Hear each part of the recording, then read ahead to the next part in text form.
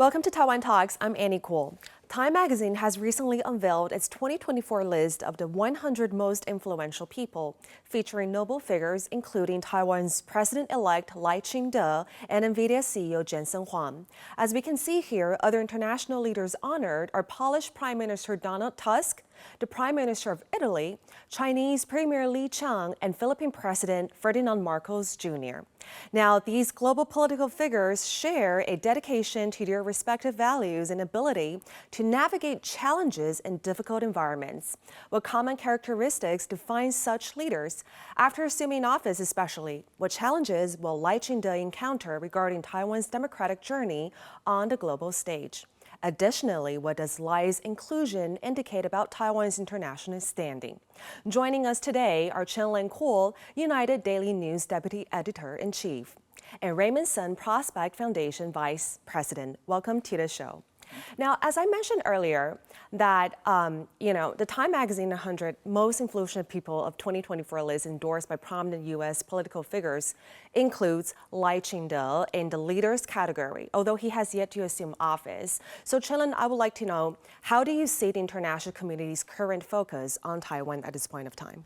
I think Time Magazine had chosen all those leaders according to how important their countries have bring out the international news. Right. And Taiwan was considered the most dangerous place in the world. So I think that is the main reason why they had chosen the Taiwan leaders, both before and currently. The coming on the May 20th will be William Lai Ching-te, to become the new leaders. And would that trigger some kinds of tension around the world, especially that China had been claiming, had its territorial and sovereignty claim on Taiwan. So I think that is the focus for why Time Magazine had chosen Lai Ching-te. And Raymond, your view? Pretty much agree what Chenlung just said.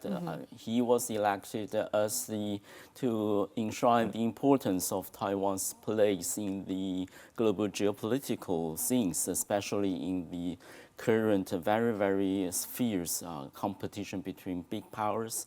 And especially, of course, he was elected as the president soon to be taking office.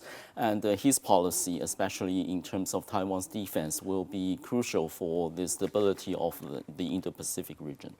So as we mentioned earlier, the endorsement was actually by John Hutzman. So a little bit background on him. So he is a former U.S. ambassador to China and Russia. At the same time, he was an ex-Republican president-elect and also former governor of Utah.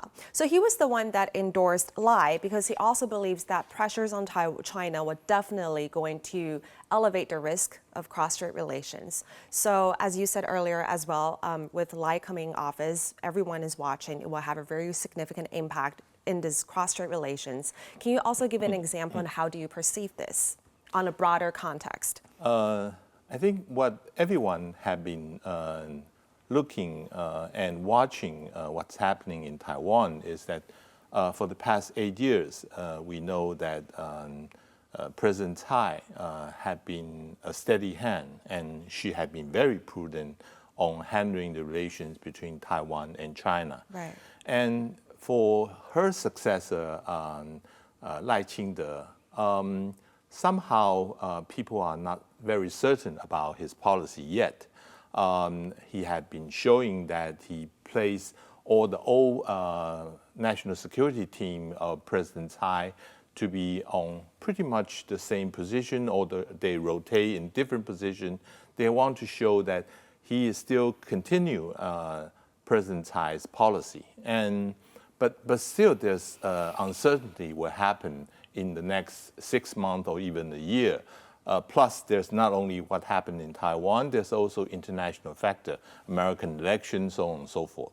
So those are the things that may trigger what kind of reaction that Beijing would take, especially the time approaching 2027.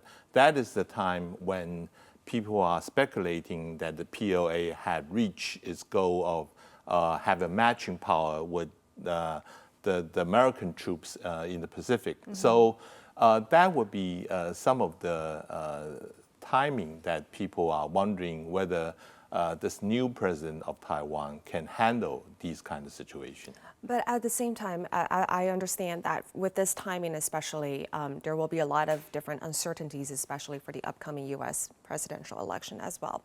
But if we can just kind of overlook these and take a look at the current situation in China, especially there's an economic downfall. Do you still think that with all these things happening together at once, the relationship between U.S. and Taiwan will be tighter than before? And do you think this tightness will also escalate China, of the risk for cross-strait relations even more as well by looking at the situation that China is in? Do you think they will even take actions?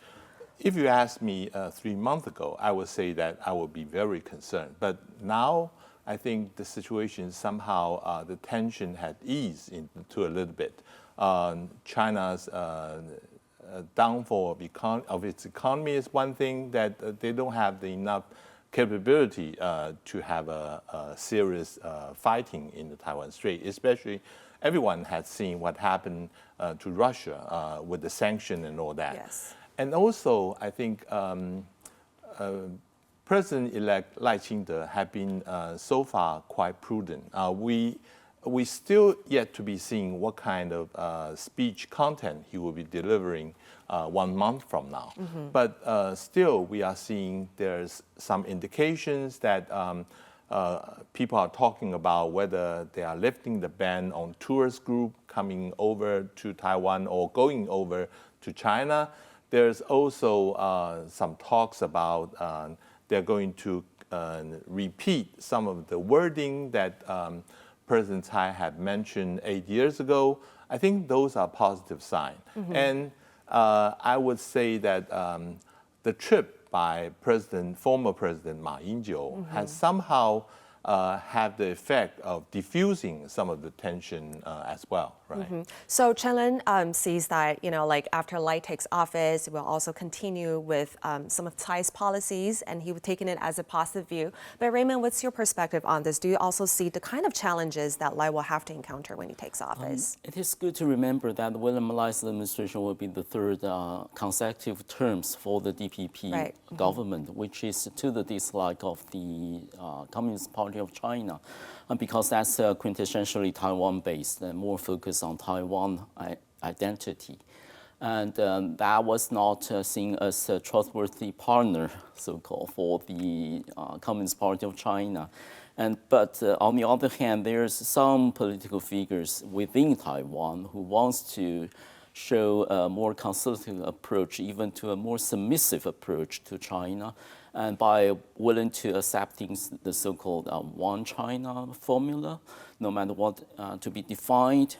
But it is also good to remember what happened during the first 2 years of Tsai Ing-wen's administration between 2016 and 2018, right. when Xi Jinping exercised a fierce attack on the Taiwan's sovereignty and international standing by doing all sorts of things, like erasing Taiwan's name and calling Taiwan's name as a province of China in the international organization or international chains of hotels, etc., and refusing to allow Taiwan's participation to international meetings, right. all sorts of attack, until that the U.S. shifted its strategic position toward a more frontal, confrontational approach to mm-hmm. see China as a source of threats and risks. And that changed everything. That brings the Taiwan from the cold and to highlight Taiwan's importance, first geopolitically, and secondly, the security of the global supply chain. So the total turnover of Taiwan's international standing has happened during that 8 years. What is uncertain is what's come next. So it will not be surprising to see that China won't have a good word about Lai's inauguration speech, mm-hmm. no matter what conciliatory message he won't want to express, because the Communist China just doesn't trust any politicians from the DPP. Not to mention that before Lai Ching-te even take office, Lai and Bi Xiao has already been painted as a very, very dangerous separatists. So there will be no good words from Beijing, and the geopolitical structure of the tension, especially given the great power competition between the US and China, will continue. So those structural factors won't go away no matter which kind of a politician has traveled to China to want to be expressing any kind of message. That won't change the structural things. I think that's a very clear point, and I see Chenlung, you were smiling. Anything you want to add up to that? I will agree that we still have to remain vigilant toward China, especially we have to maintain our national defense. Right. The 2% of GDP is still the minimum requirement. We should keep spending on our national defense.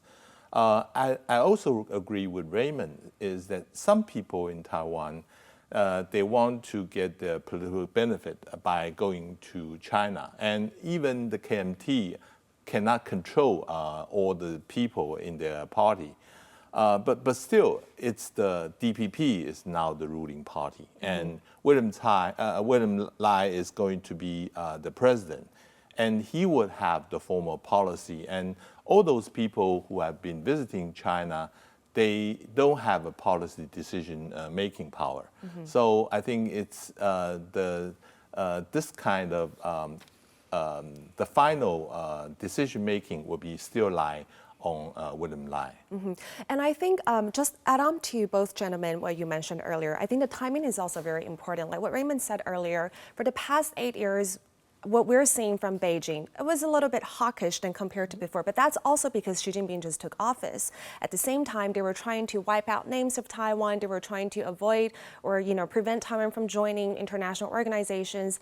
And the U.S. finally dropped its strategic ambiguity and tried to be a little bit more clarified. So everything is falling into places. So right now Lai is coming into office, third term of DPP.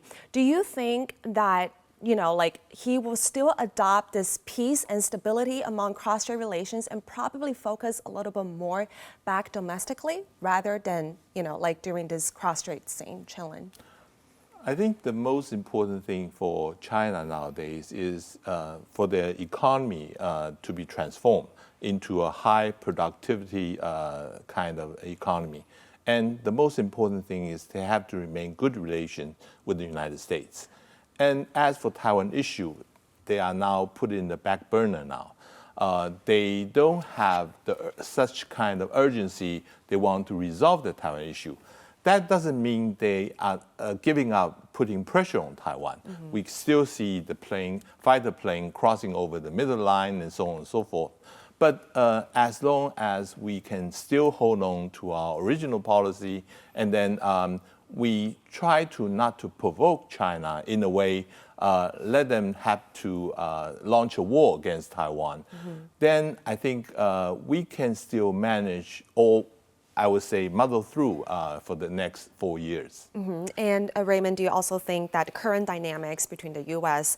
and Taiwan can also help alleviate tensions across the Taiwan Strait from now? Yes, I think all sides involved have the tendency to focus on their domestic issues, no matter the United States, mainland China, or Taiwan. And then it's not to be forgotten that Lai Ching-te's administration has a complete plan for the future development of Taiwan, for the prosperity, for the peace, democratic peace, and sustainable and justice society. That's really need for Taiwan to really transform itself even further into a better society, a more prosperous one. Especially we see tremendous expression of youth generation's disillusion of the establishment, which need to be confronted forcefully. And we, on the one hand, we people of Taiwan expect Lai Ching-te to be a strong-willed president who can deliver and who can achieve things. But another thing is that Lai Ching-te will face an unprecedented, complex domestic situation in terms of a divided government in which that the KMT, the opposition party, has a majority in the parliament, and there's a prevalent waging disinformation exercises in every kind of media, no matter mainstream media or social media, some with the involvement of Chinese propaganda. So the democracy is also facing an unprecedented challenges. So I think that's really highlighted why Lai Ching-te was elected, because Taiwan has a huge task to accomplish, but the difficulty has never been higher. So this really put a tremendous challenge on the shoulder of Lai Ching-te, because he is the president. He wants to navigate through those uncharted waters domestically and internationally, but he also has to demonstrate tremendous leadership to prepare Taiwan as a nation to any kind of contingencies in the future. Okay, before I hop on to discussing more about the prominent leaders of the Time magazine, the last question that I wanted to stress out is that I think both gentlemen also made it really clear that, you know, like Lai, there's a lot of positivities coming up, but there's also a lot of challenges that he will be facing. Now, lastly, I think one of the most important things is the US election is coming up. How do you think this can stir the whole thing? And how do you think this can affect Lai's probable policies in the coming months? Chenlung? I think every leader in the world outside of the United States are concerned what will be the result of November US elections. Some countries, if they are big enough, have already said that they're going to be self-sufficient. They are not counting on the US support, so on and so forth. As for other leaders, they are visiting Trump apartment in New York, try to get a feel what will be Trump policy if he ever wins.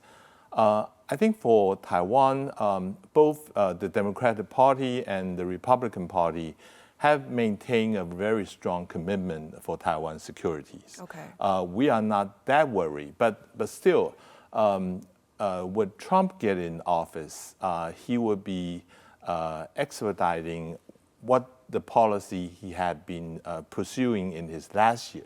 There's no learning process. There's no warming up. He would jump right to it. Right, exactly. So those kind of things that people have to be very concerned. For instance, protectionism. He will be more stronger than Biden, what he had been doing. So that would have a tremendous impact even for Taiwan's own economy. That is the thing we should watch out. Right, exactly. Especially Trump has been lashing out on the supply chain of semiconductors recently. I think the U.S. national interest will not change, especially in the Indo-Pacific, which is to support its allies and to support Taiwan's status quo. And also it's to secure Taiwan's friendshoring for the United States supplies of high technologies. Those are constant factors that will not change and will not go no matter who will be the president. But the types of exercising the powers will be very different from the from President Biden if Trump is elected. Now, the strengthening ties, as we see, between Taiwan and the U.S., coupled with Taiwan's increasing prominence on the global stage, which we just discussed earlier, are also highlighted by the inclusion of leaders like Lai in Time Magazine's 100 Most Influential People.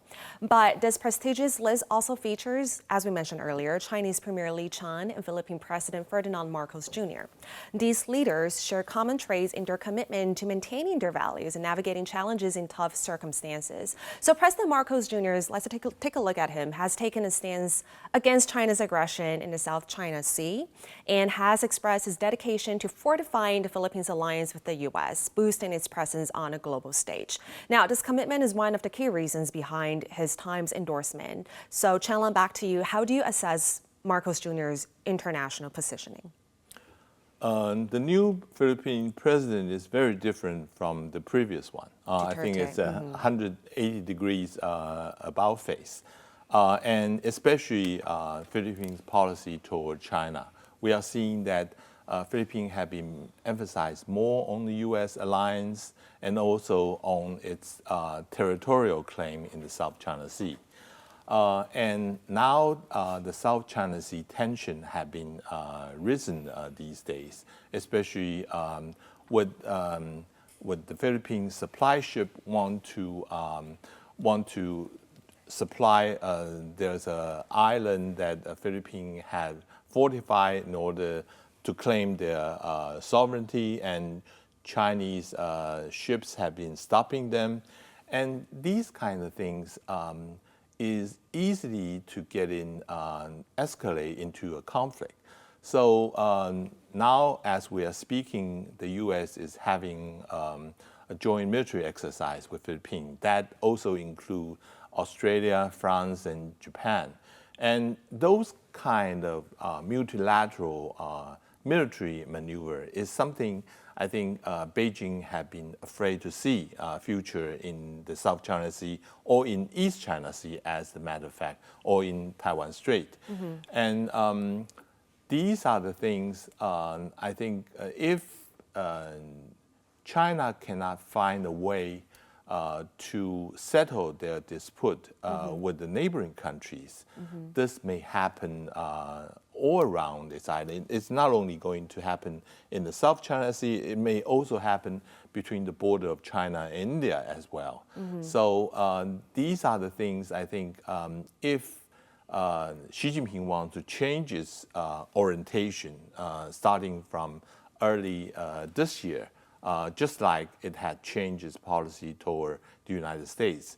This is the thing he should look into as well. Raymond, do you? Marcos was on the list not personally for his capacity, but he occupied a sensitive, geopolitically important place, which is the president of the Philippines. And it is good to be reminded that what Philippines has experienced vis-a-vis China is a case in point that how China bullied its neighbors. Because if you see where those maritime areas happened when the clashes and confrontation happened, there's really Philippines waters. It's very distant from China. But China maintained its fictitious line claim, which claimed majorly the majority of the water of the South China Sea to be its own. And those are really against the law because there is a backing of the 2016 arbitration award, and which find China has no lawful claims lawful basis for those claims. So what the Philippines really wanted is to have their own rights back. And if they cannot by themselves face China, they want to enlist the help of the allies, including the United States and Japan. That's what has been achieved. And I believe that Bongbong Marcos will maintain that route. And if we can see a stronger Philippines stand against China, that's also good for Taiwan security because Philippines, especially the island of Luzon, is very close geopolitically. Very, very important for Taiwanese. So do you think, like, with all these factors adding up together and with, like stronger ties between these countries with the U.S., we're seeing a lot of challenges that China is confronting right now. Do you think China will, because of this, lay low for a bit? I don't think China will ever give up its claim on the South China Seas. And if China is resolving to force to solve the issues, that would make China's situation more difficult. For instance, because of U.S. alliance with Philippines had borrowed additional 4 more military bases to the United States. 3 of them is facing the Cross-Strait. The other one is facing the South China Sea. So for those bases facing the Cross-Strait, that is the one that is going to monitor any Chinese military ships going out of the first island chain. And that will be crucial if there's going to be a conflict between China and Taiwan. And this is not only on the south, but also on the north is between Japan and So these are the things. If China did not realize how many enemies it had helped to create, that would make himself isolated in East Asia. It's like a dominoes effect. One thing coming up and then the other now adding up. So we talked about all these prominent figures that were endorsed for the Times Magazine most influential 100 top people. But I wouldn't, this is a little bit, like Chinese Premier Li Qiang was one of them, but not Xi Jinping. So based on this that we're seeing right now, how can we interpret this context, Raymond? It is a mystery to me because Li Qiang is really not the person in power. We know that all the power in China has now pretty much consolidated in one single hand, which is Xi Jinping's. So Li Qiang is really servant for the Xi Jinping. So, but he occupied the position nonetheless. The Premier of China used to be holding the economic policy of China, but that's before that's before Xi Jinping's third term. And Li Qiang is really obeying every aspect of what Xi Jinping commanded, including what Xi Jinping's commanded for Chinese economy, including encourage a consumer to consume more and trying to buy more, trying to have an internal circulation of the economy. Those are Xi Jinping's idea. Li Qiang just tried to carry them out.